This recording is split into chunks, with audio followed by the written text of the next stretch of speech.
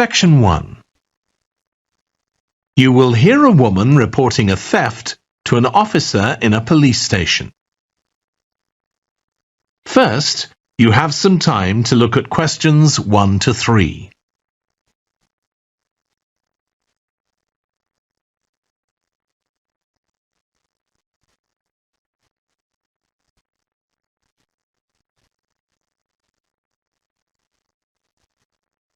You will see that there is an example that has been done for you. On this occasion only, the conversation relating to this will be played first. Good morning. What can I do for you? I want to report a theft. I had some things stolen out of my bag yesterday. I'm sorry to hear that. Right, so I'll need to take a few details. Can I start with your name? Louise Taylor. The woman's name is Louise Taylor. So Taylor has been written in the space. Now we shall begin. You should answer the questions as you listen because you will not hear the recording a second time. Listen carefully and answer questions 1 to 3. Good morning. What can I do for you? I want to report a theft. I had some things stolen out of my bag yesterday. I'm sorry to hear that. Right, so I'll need to take a few details. Can I start with your name? Louise Taylor. Okay, thank you. And are you resident in the UK? No, I'm actually Canadian, though my mother was British. And your date of birth? December 14th, 1977. So you're just visiting this country? That's right. I come over most summers on business. I'm an interior designer, and I come over to buy old furniture, antiques, you know? There are some really lovely things around here, but you need to get out to the small towns. I've had a really good trip this year, until this happened. Okay. So you've been here quite a while? Yes, I'm here for 2 months. I go back next week. So, may I ask where you're staying now? Well, at present, I've got a place at Park Apartments. That's on King Street. I was staying at the Riverside Apartments on the same street, but the apartment there was only available for 6 weeks, so I had to find another one. Okay. And the apartment number? 15. Right. Before you hear the rest of the conversation, you have some time to look at questions 4 to 10.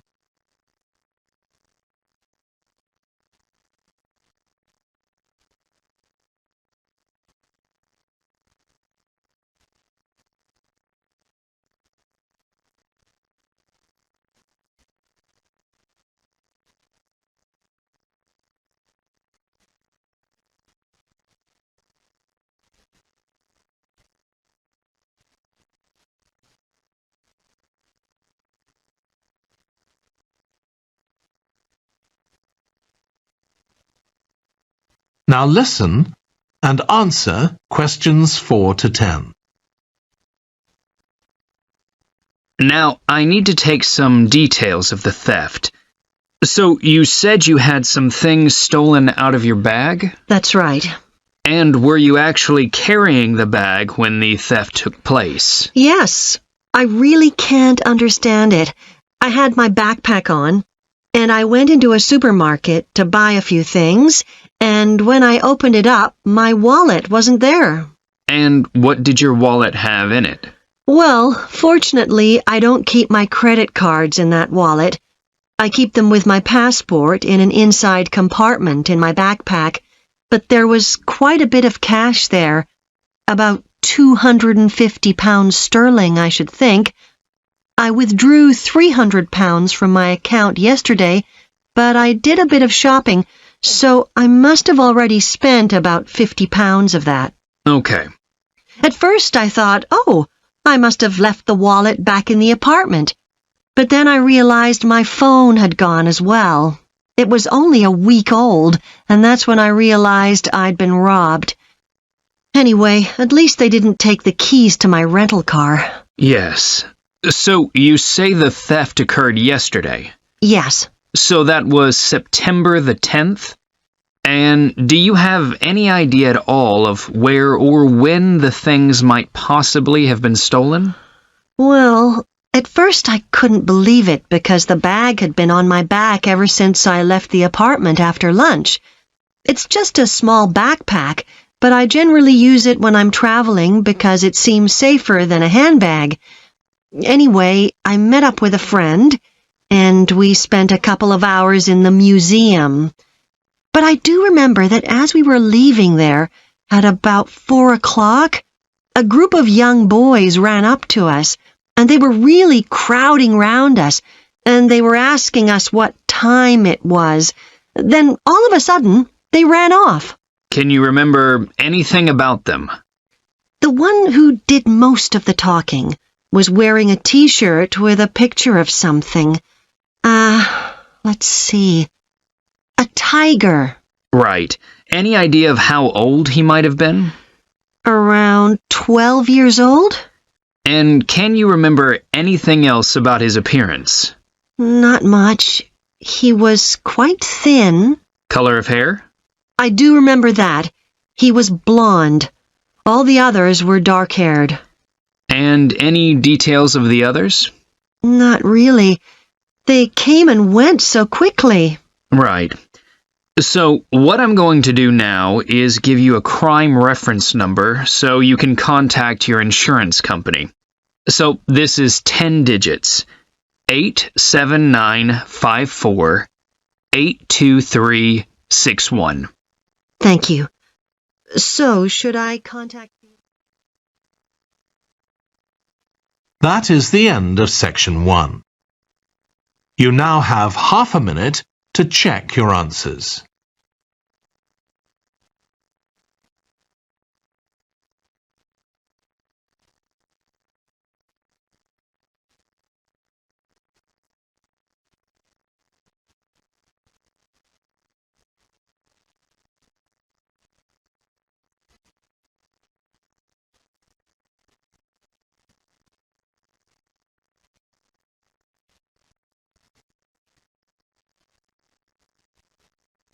Now turn to section 2.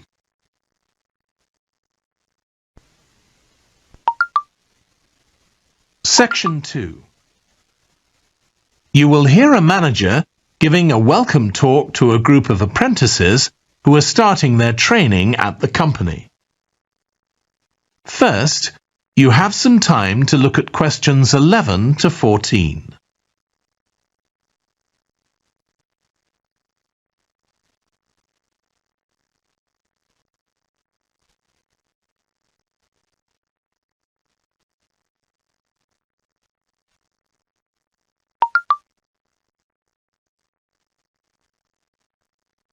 Now listen carefully and answer questions 11 to 14. Good morning, everyone. My name's Janet Parker, and I'm the Human Resources Manager. We're very happy to welcome you to your new apprenticeship. I hope that the next 6 months will be a positive and enjoyable experience for you.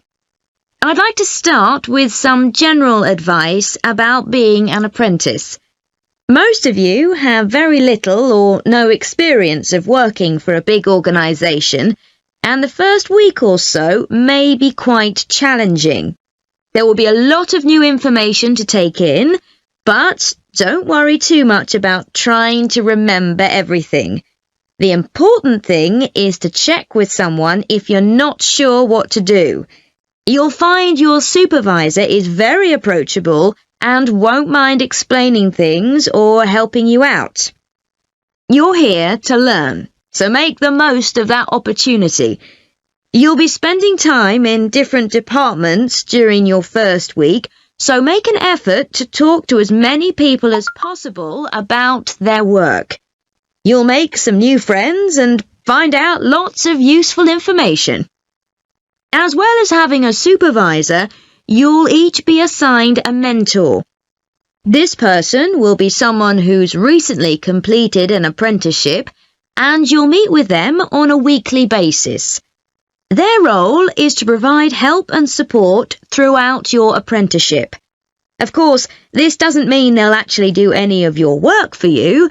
Instead, they'll be asking you about what goals you've achieved so far, as well as helping you to identify any areas for improvement. You can also discuss your more long-term ambitions with them as well. Before you hear the rest of the talk, you have some time to look at questions 15 to 20.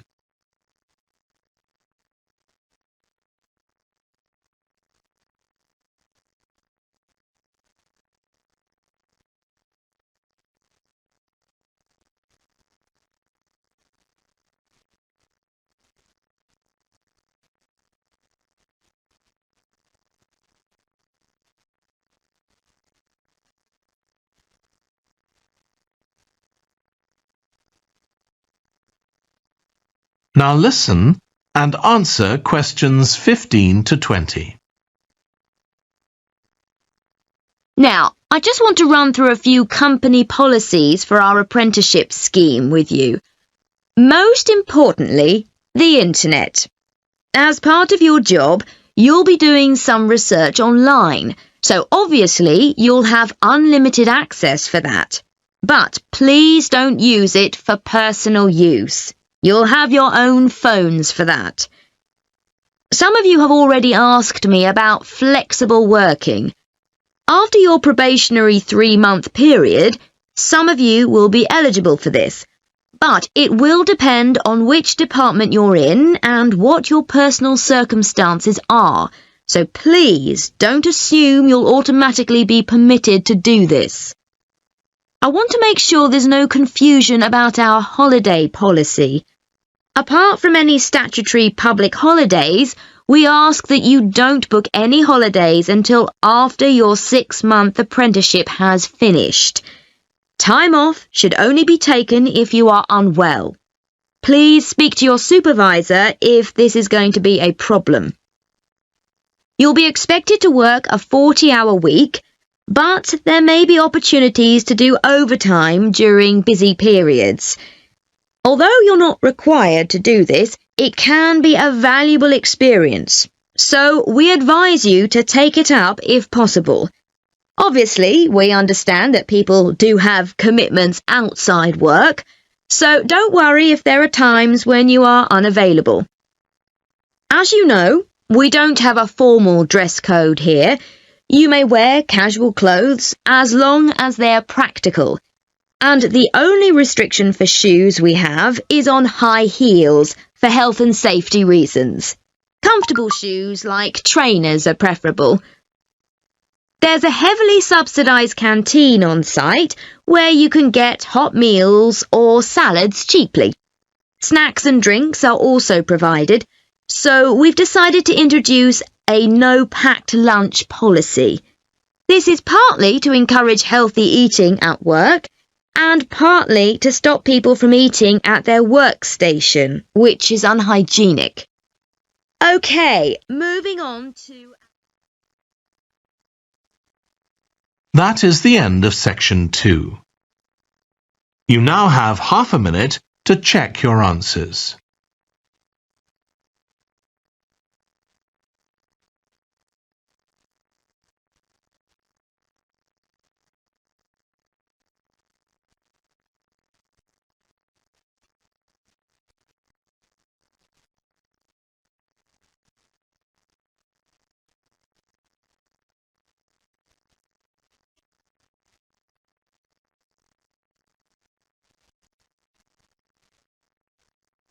Now turn to section 3.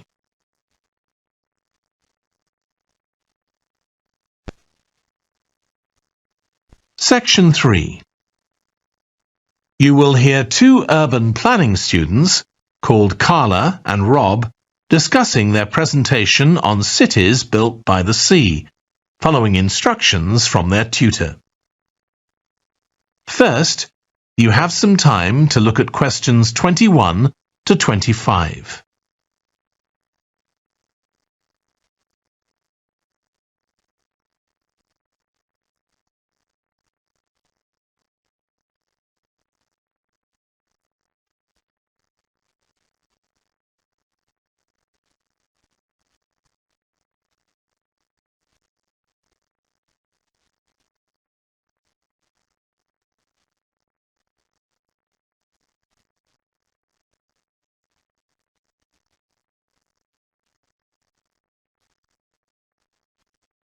Now listen carefully and answer questions 21 to 25.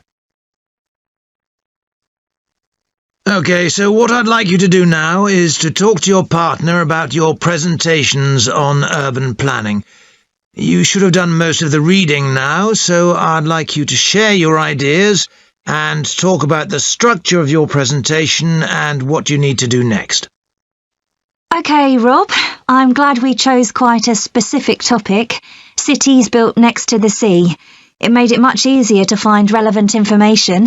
Yeah, and cities are growing so quickly. I mean, we know that more than half the world's population lives in cities now. Yeah, though that's all cities, not just ones on the coast.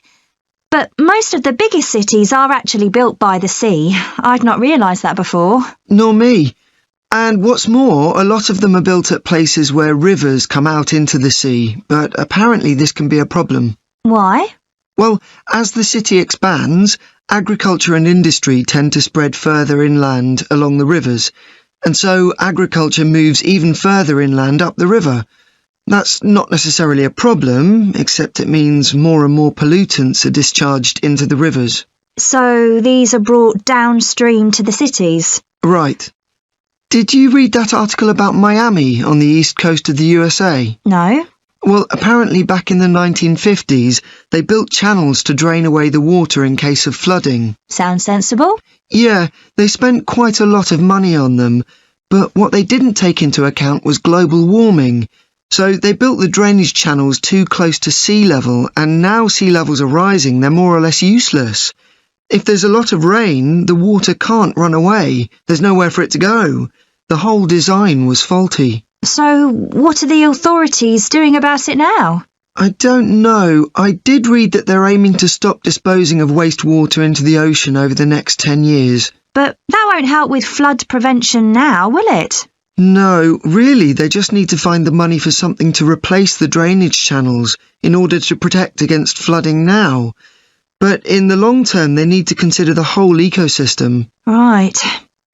Really, though, coastal cities can't deal with their problems on their own, can they? I mean, they've got to start acting together at an international level instead of just doing their own thing. Absolutely. The thing is, everyone knows what the problems are, and environmentalists have a pretty good idea of what we should be doing about them, so they should be able to work together to some extent. But it's going to be a long time before countries come to a decision on what principles they're prepared to abide by. Yeah, if they ever do. Before you hear the rest of the discussion, you have some time to look at questions 26 to 30.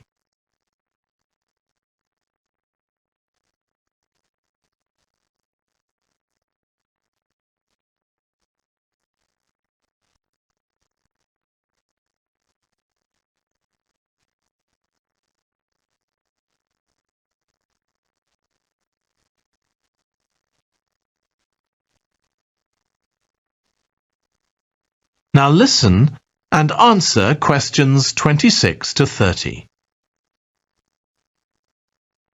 So, I think we've probably got enough for our presentation. It's only 15 minutes. OK, so I suppose we'll begin with some general historical background about why coastal cities were established. But we don't want to spend too long on that. The other students will already know a bit about it. It's all to do with communications and so on. Yes. We should mention some geographical factors, things like wetlands and river estuaries and coastal erosion and so on. We could have some maps of different cities with these features marked. On a handout, you mean? Or some slides everyone can see? Yeah, that'd be better. It'd be good to go into past mistakes in a bit more detail. Did you read that case study of the problems there were in New Orleans with flooding a few years ago? Yes, we could use that as the basis for that part of the talk. I don't think the other students will have read it, but they'll remember hearing about the flooding at the time. OK. So that's probably enough background. So then we'll go on to talk about what action's been taken to deal with the problems of coastal cities. OK. What else do we need to talk about? Maybe something on future risks, looking more at the long term if populations continue to grow? Yeah, we'll need to do a bit of work there. I haven't got much information, have you? No, we'll need to look at some websites. Shouldn't take too long. OK. And I think we should end by talking about international implications. Maybe we could ask people in the audience. We've got people from quite a lot of different places. That'd be interesting if we have time, yes. So now, shall we go on? That is the end of section 3. You now have half a minute to check your answers.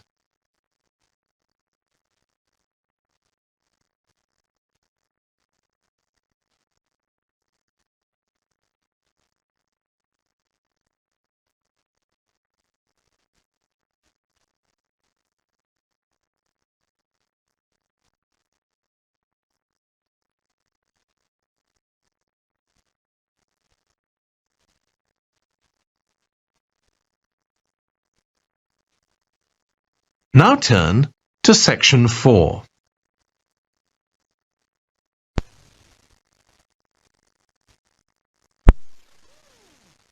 You will hear part of a lecture on renewable energy that uses the power of the sea. First, you have some time to look at questions 31 to 40.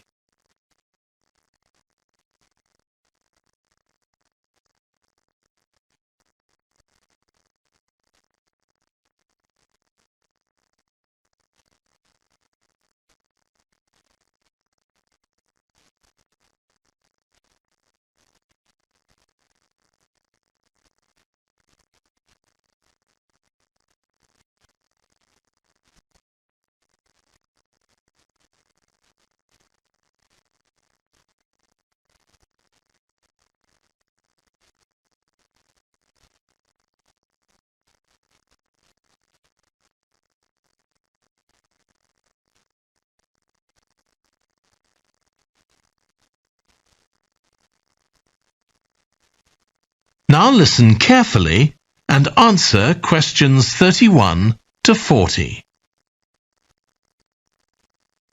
Producing enough energy to meet our needs has become a serious problem. Demand is rising rapidly because of the world's increasing population and expanding industry. Burning fossil fuels like gas, coal and oil seriously damages the environment, and they'll eventually run out. For a number of years now, scientists have been working out how we can derive energy from renewable sources, such as the sun and wind, without causing pollution.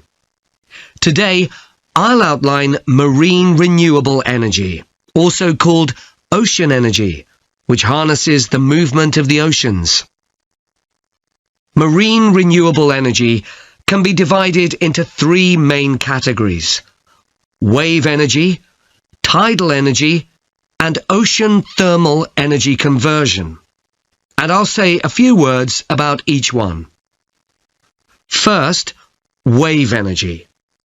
Numerous devices have been invented to harvest wave energy, with names such as Wave Dragon, the Penguin, and Mighty Whale. And research is going on to try and come up with a really efficient method. This form of energy has plenty of potential, as the source is constant, and there's no danger of waves coming to a standstill. Electricity can be generated using onshore systems, using a reservoir, or offshore systems. But the problem with ocean waves is that they're erratic, with the wind making them travel in every direction. This adds to the difficulty of creating efficient technology. Ideally, all the waves would travel smoothly and regularly along the same straight line. Another drawback is that sand and other sediment on the ocean floor might be stopped from flowing normally, which can lead to environmental problems.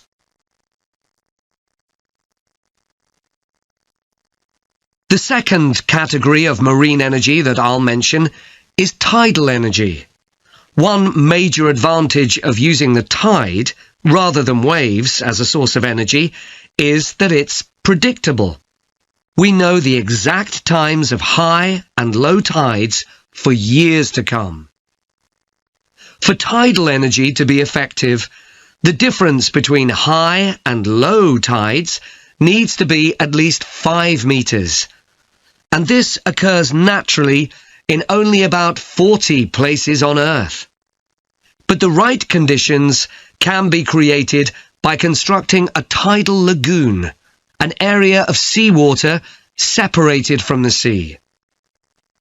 One current plan is to create a tidal lagoon on the coast of Wales. This will be an area of water within a bay at Swansea, sheltered by a U-shaped breakwater, or dam, built out from the coast. The breakwater will contain 16 hydro turbines, and as the tide rises, water rushes through the breakwater, activating the turbines, which turn a generator to produce electricity. Then, for 3 hours as the tide goes out, the water is held back within the breakwater, increasing the difference in water level until it's several meters higher within the lagoon than in the open sea. Then, in order to release the stored water, gates in the breakwater are opened. It pours powerfully out of the lagoon, driving the turbines in the breakwater in the opposite direction and again generating thousands of megawatts of electricity. As there are 2 high tides a day, this lagoon scheme would generate electricity 4 times a day, every day, for a total of around 14 hours in every 24, and enough electricity for over 150,000 homes.